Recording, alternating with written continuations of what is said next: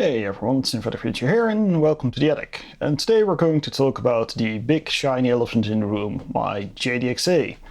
Now originally this was a 1 hour long video of me talking about all the features and stuff that this thing does and all the quirks and all that sort of thing, but I eventually figured that probably no one was into that, so we're just going to cut it down a little bit and talk about two topics today. The first is my motivation for buying a JD-XA, because I think motivation is a big part of the experience you have with a product. Let's say, for instance, you're going on a plane and your expectation is that you're going to die because it's going to crash. Now, if it doesn't crash, you might feel relief because you're happy it didn't crash, but you can also be disappointed, which would be a little bit odd, but it's still all about expectations manifesting what your experience is. Bit grim. But hey, now the other thing we're going to talk about shortly is the things I like and dislike about this purchase. But that's the second part, so let's not bother too much about that. Let's start with part one.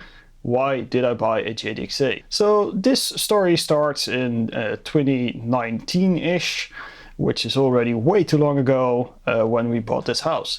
And before, my music room was a room the width of my drum kit and the length of this desk. And that was basically my entire music setup. So when we bought this house and I saw this attic, I asked my girlfriend, can I have the attic? And she said, yeah, sure. If I can have the living room. Yeah, seemed like fair trade. So here we are. When I first installed all the stuff out of my old room into this room, I figured, well, this would be a pretty good time to actually get like a proper synthesizer going. I had the D50, I have the System 1, I had the JV1080 at that point. But all of those are, they are synthesizers, but they are not like synthesizers. They are not the big knobby things with the sliders and stuff. So I wanted one of those. And I set myself a savings goal of 1,500 euros. And I figured, yeah, that should be about enough. And it should give me like 10, 12 months of savings. So that gives me a good amount of time to think about things before I get into things too quickly, which usually happens when I don't set myself some sort of time frame to do things.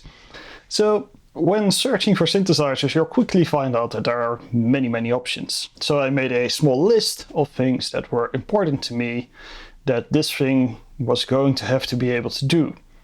The first was it needed to have a broad scale of sounds. So it needed to do like poly stuff, strings, pads, preferably synthesis, but also some maybe choir-like stuff and all that sort of stuff. That would be cool to have. The second big thing for me was knobs and sliders. That's what I was after. I wanted something that was knobby and slidery and had all these cool lights and stuff, so you had this nice little showpiece. The third thing, which was equally important, was MIDI. At the time I was using a MIDI controller and I was kind of fed up with it, and I wanted something that could also act as a MIDI controller. So good MIDI implementation was very important for my choice. Eventually I settled on three options, which all happened to be Roland's for some reason, but it was the FA08, the System 8 and the JD-XA. Now the FA08 is a very cool synthesizer, lots of options, but it's very workstation-like. It has a drum pad thingy on the side, it has some sliders and knobs on one side, but it doesn't have that real synthesizer vibe of everything laid out in a orderly manner. So even though it had weighted keys, very good sound engine, etc., it got axed. The second option, the System 8, is very knobby and slidery, and it's very catered to being a virtual analog synth. Now that's very cool, of course, and it sounds great from the demos I've seen. Very nice front panel, everything nicely laid out, but I already have a System 1, and I felt that the System 8 wouldn't be quite as broad as I would want it to be. So ultimately I figured it's probably going to be a JD-XA. And I was basically daily checking all the secondhand sites to see if anything popped up, and this JD-XA popped up. Now the seller was asking 950 euros for it, which was very low considering these were still going for 1,600 new. So I was a little bit suspicious, but I contacted him, we talked a little bit, and he said, yeah, I'm just selling it off because it's not working for me. It's not for my workflow, and I just want to sell it quickly so I can buy something that I do like. All fair. So I went over to his house, picked it up, took it home, and that's how I ended up with a JD-XA. Now, the JD-XA was released in 2015, which is somehow 10 years ago. I'm not quite sure how that happened, but here we are. And I bought it about 5 years ago. So it's still a mid-oldish synth at this point, but it was released as a full flagship synthesizer at a €2,500 price, which is very considerable. It was the first analog polysynth Roland made since 1986, and it has 64 voices digitally using the Supernatural engine. It also is compatible with the Integra 7 library, which I haven't messed around with because honestly I haven't been using this synth as much more than a prop for my videos because it looks kind of cool, and that's about all the use I've gotten out of it so far. It has a 16-track sequencer. 8 tracks of those are internal, 8 tracks are external. It has CV connections in the back, so you can connect it to, for instance, Eurorack synths or stuff like the System 1M or any Behringer which has CV. All that sort of stuff can be controlled with this synthesizer, which are all big plus points. Of course, it's also which is actually a pretty cool extra feature that you get. Pretty cool. Lots of sequencing options, lots of external outputs, and interestingly enough, this entire thing, all the parts can be controlled with MIDI independently, so you can actually use it as 4 monosynths if you want to, or up to 64 voices of digital synths, and since those are 4 parts, you can make it 4 polysynths combined with 4 mono analog synths. So if you wanted to, you can get a lot of tracks going with just this thing, which is very enticing. Yet somehow I've never talked about the synthesizer or even really properly mentioned it in any video other than some quirky regards as how I don't like it. So you might be thinking, why not sell it? Well, the thing is, it does look good, and I bought it at a price point where it's kind of hard to sell. I can still sell it at somewhat of a profit or quit even, but it doesn't feel like the sort of thing I want to do. And that's where we get into the kind of weird space where this JD-XA lives in my experience. So let's start off with the good news. Analog parts, cool. 4 voices, limiting is something you often see, and I think that's true. 4 voices is not a lot. I would have gone for 6. That's more sensible. I think they could have squeezed it in, but there's probably some reason why for the price it wasn't feasible or something like that. So your 4 analog voices is a bit limiting. Every analog part has 2 oscillators, you have several filters, you have effects per part, which is pretty cool, and you have a overall effects part, which is also pretty cool. Adds a lot of functionality. Most of the controls in the analog parts are very much on the surface, which is great. You can really just use this entire surface to control it, and that's exactly the experience I was hoping for. So that's cool. It's when you start to go into the digital part of things where it kind of falls apart. Suddenly, not everything is as easy to control. For instance, the oscillators in the digital, you have 3 partials per digital part. 4 digital parts, every part 3 partials. And every partial can have 1 oscillator, 1 single oscillator. This also means that ring mod and that sort of stuff changes and is less convenient to use. It can still be done, but it's a little bit trickier.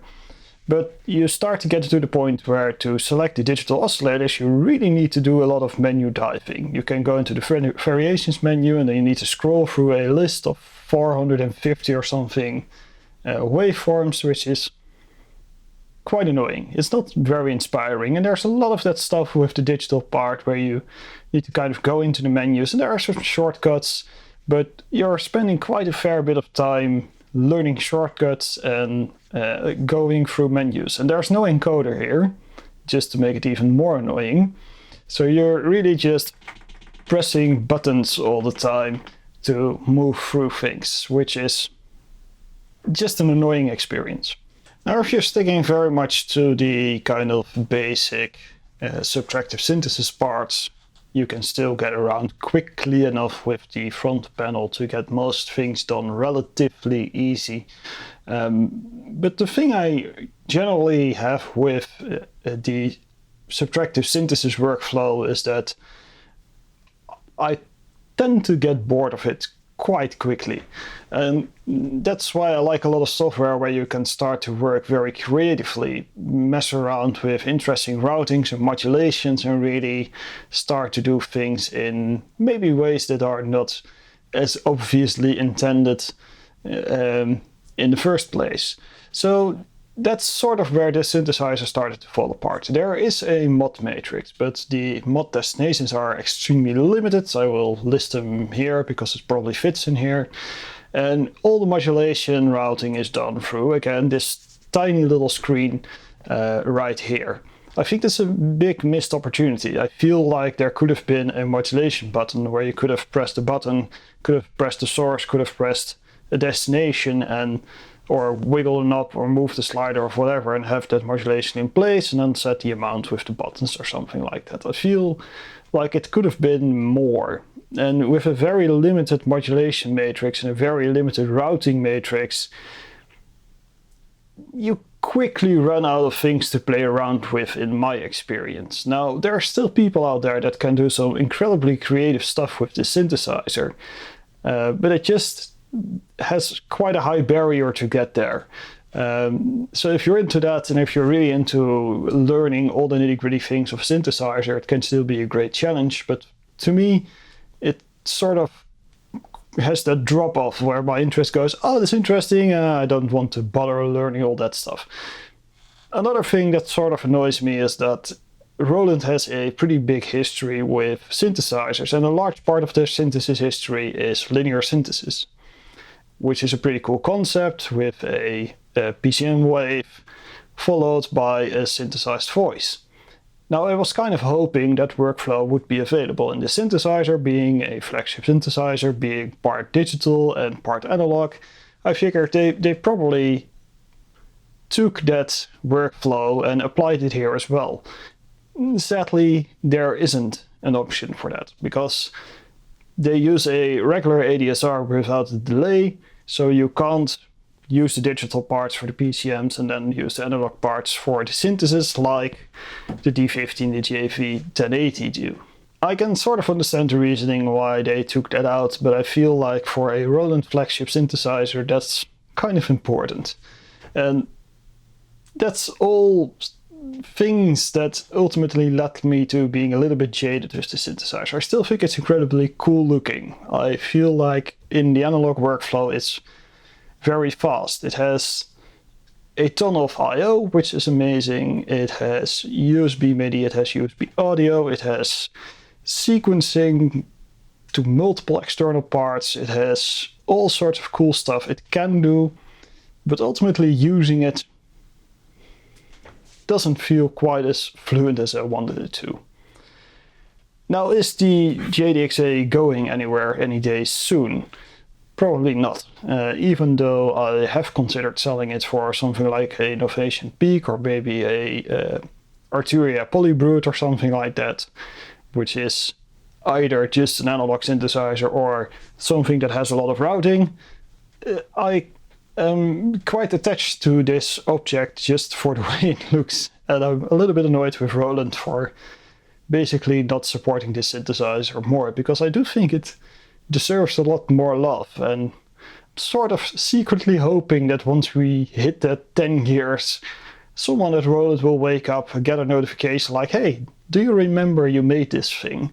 And they'll be like, oh, maybe we should actually do something with this synthesizer we still sell to this day.